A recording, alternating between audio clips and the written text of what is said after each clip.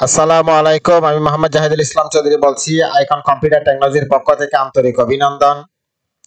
আজকে আমি আলোচনা করব ব্লেন্ড টুল নিয়ে। এই ভিডিওটি দেখার আগে অবশ্যই আমার আগের ভিডিওগুলো দেখে আসবেন। চ্যানেলের লিংক ভিডিওর ডেসক্রিপশনে দেওয়া আছে। ভিডিওটি না টেনে সম্পূর্ণ দেখুন, লাইক কমেন্ট শেয়ার করুন। আমাদের পরবর্তী ভিডিও পাওয়ার জন্য চ্যানেলটি সাবস্ক্রাইব করে রাখুন, পাশে থাকা বেল বাটনটি ক্লিক করুন। আজকে আমি দেখাবো কিভাবে ব্লেন্ড টুল নিয়ে কাজ করতে হয়। তো ব্লেন্ড টুলটা হচ্ছে অনেকটা আমরা যে অটোক্যাডের মধ্যে একটা অফসেট কমান্ড ব্যবহার করতাম, ঠিক এটার অনুরূপ। তা আজকে আমরা দেখব স্টার্টারে কিভাবে ব্লেন্ড টুলের ব্যবহার করতে হয়। চলুন দেখি। ব্লেন্ড টুল নিয়ে কাজ করতে গেলে প্রথমে আমরা কিছু অবজেক্ট নিব, এখানে কিছু লাইন নিব। এখানে একটা লাইন নিলাম, এই লাইনটা কপি করে আমি অল্টার চেপে ধরে আর একটা লাইন নিলাম। এই লাইনটাকে আমি একটু চাইলে মোটা করে দিতে পারি। স্টকে ক্লিক করলাম, স্টকে ক্লিক করে আমি জাস্ট এখান থেকে এটা একটু মোটা করে দিই। এখন আমি এই দুটো অবজেক্ট যদি সিলেক্ট করি, সিলেক্ট করার পরে আমি যদি এখানে ব্লেন্ড টুলে ক্লিক করি, আমি এই পয়েন্টে ক্লিক করলাম, ঠিক এখানে ক্লিক করলাম। এখানে সুন্দর একটা অবজেক্ট তৈরি করা হয়ে গেছে। লাইনগুলো একটার অনুরূপ আর একটা কপি হয়ে গেছে। আমি এখান থেকে একটা পলিগন নিচ্ছি। পলিগন নেওয়ার পরে আর একটা পলিগন নিচ্ছি আমি ছোট, এই কর্নারে ক্লিক করে জাস্ট এভাবে। এখন আমি দুইটা অবজেক্ট সিলেক্ট করতেছি, এখানে ব্লেন্ড টুলে ক্লিক করব। ক্লিক করার পর আমি এই পয়েন্টে ক্লিক করব, বা এই পয়েন্টে অ্যাঙ্কর পয়েন্টে, ঠিক আমি এই পয়েন্টে ক্লিক করলাম। তাহলে এটার অনুরূপ একটা অবজেক্ট হলো। আমি ডাবল ক্লিক করে দেখতেছি, এখানে 1 এর পরিবর্তে যদি আমি 5 করে দিই, এরপর প্রিভিউতে দেখি ঠিক এভাবে দেখাবে। আমি যদি 10 করে দিই, তাহলে এটা 10টা অবজেক্ট কপি হয়ে যাবে। আমি যদি ওকে করি, জাস্ট এভাবে দেখাবে। আমরা যেটা অটোক্যাডের মধ্যে অফসেট কমান্ড হিসেবে ব্যবহার করতাম, এখানে ব্লেন্ড টুল আর অটোক্যাডের অফসেট টুল মানে একই কাজ করে অনেকটা। আমি এখানে আরেকটা অবজেক্ট নিচ্ছি, আমি এখান থেকে একটা স্টার নিব। ঠিক এই পয়েন্টে ক্লিক করলে এভাবে স্টারটা দেখাবে। এখানে সিলেক্ট করে ইলিপসটা একটু বড় করে দিব। বৃত্তটা বড় করে দিলে এভাবে দেখাবে। এখানে আমি 5 করে দিলাম, আর একটু মোটা দেখাবে। তো আমি দুটো অবজেক্ট সিলেক্ট করতেছি। সিলেক্ট করার পরে আমি যে এখানে ব্ল্যাঙ্ক টুলে ক্লিক করব, ঠিক এই অ্যাঙ্কর পয়েন্টে ক্লিক করব। এখানে এই অ্যাঙ্কর পয়েন্টে ক্লিক করব,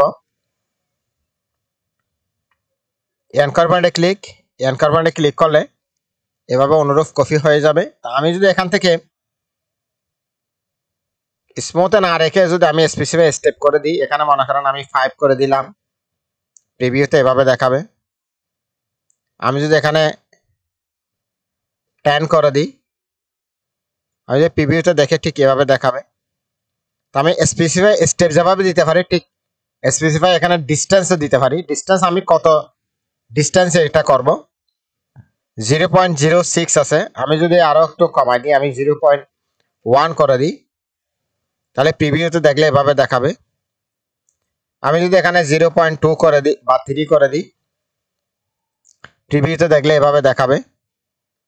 আমি যদি এটা 0.5 করে দিই, তাহলে প্রিভিউতে আমি এভাবে দেখতে পাবো। তো এগুলো কিন্তু আপনারা এই প্যারামিটারগুলো চেঞ্জ করে করে দেখবেন আপনার অবজেক্টটি কত সুন্দর দেখায়। তো এখান থেকে আপনারা নিজেরাই প্র্যাকটিস করবেন, তা আশা করে শিখতে পারবেন। আমি এখান থেকে একটা পলিগন নিব, আর একটা পলিগন নিব। এটা একটু ছোট হবে, এটা একটু বড়। তো এখানে আমি যদি দুটোটা সিলেক্ট করি, সিলেক্ট করার পরে ব্লেন্ড টুলে ক্লিক করি। ব্লেন্ড টুলে ক্লিক করার পরে এখানে অ্যাঙ্কর পয়েন্টে এই পয়েন্টে ক্লিক করব। ঠিক আমি এই পয়েন্টে ক্লিক করব।